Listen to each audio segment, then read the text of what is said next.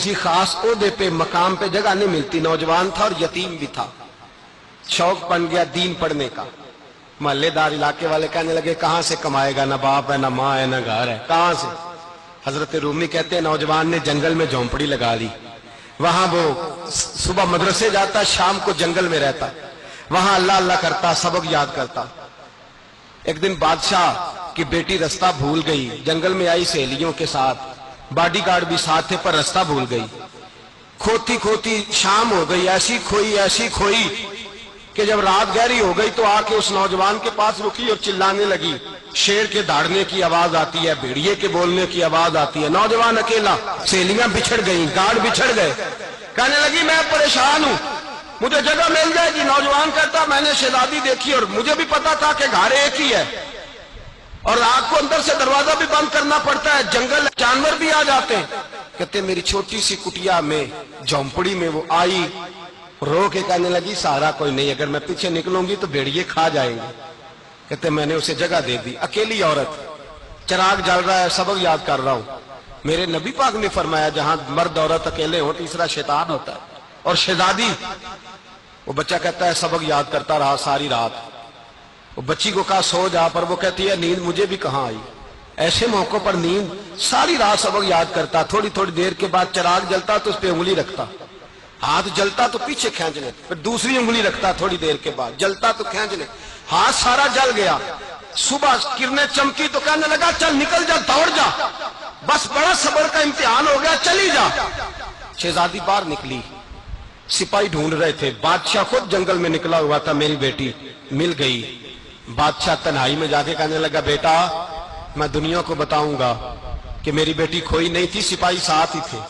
ये बड़ा मुश्किल होता है, बेटी तो भूल के भी रात कहीं रह पड़े तो लोग जीने नहीं देते, तो बेटा मुश्किल हो जाएगा मेरे लिए। कहां थी? उसने कहा नेक नौजवान के पास।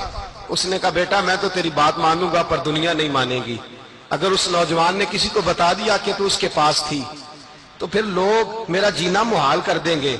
बेटा मैं मर जाऊंगा, मेरी मजबूरी ये है कि वो कहीं राज ना उगल दे वो नौजवान, उसे कत्ल करना पड़ेगा। औरत ने मिन्नतें की, उस बेटी ने कहा मेरे मौसम को मारोगे, रोई। और वो कहने लगा मैं बादशाह हूं, मेरा अपना वकार है, मैं उसको छोड़ नहीं सकता। गिरफ्तार कर लाए सिपाही, वक्त तय हो गया सजा का।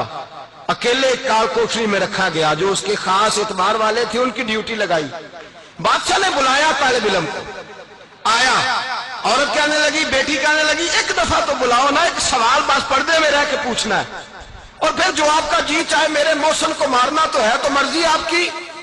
सामने खड़ा किया, नौजवान पर्दे के पीछे, औरत खड़ी हो गई, बादशाह बीच बैठ गया। बीबी कहने लगी सारी रात बेदार मैं भी रही, सोया तू भी नहीं। वो जो तू चिराग के करीब हाथ ले जाके जलाता था वो समझ नहीं आई।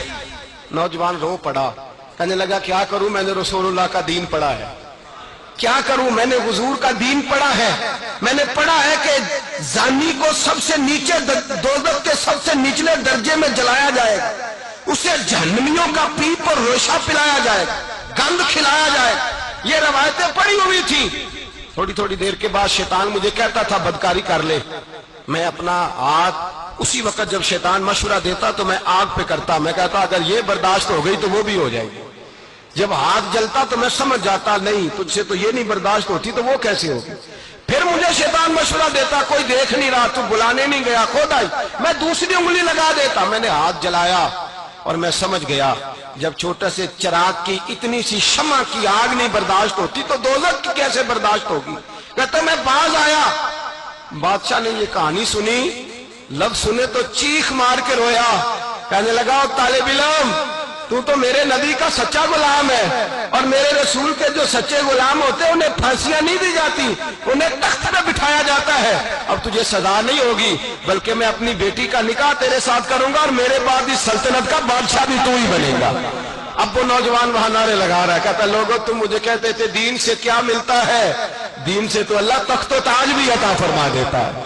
अगर नौजवान शर्मो हया वाले बन के रहे अल्लाह सारी इज्जतें दे देगा। देखिए ना अल्लाह के फजल से इज्जत मिलती है और जब कोई इज्जतदारों जैसा काम ही ना करे। एक बात और अर्ज करनी है पर वक्त थोड़ा रह गया। जवानों, जिस सीने में दिल होता है वो धड़कता भी है।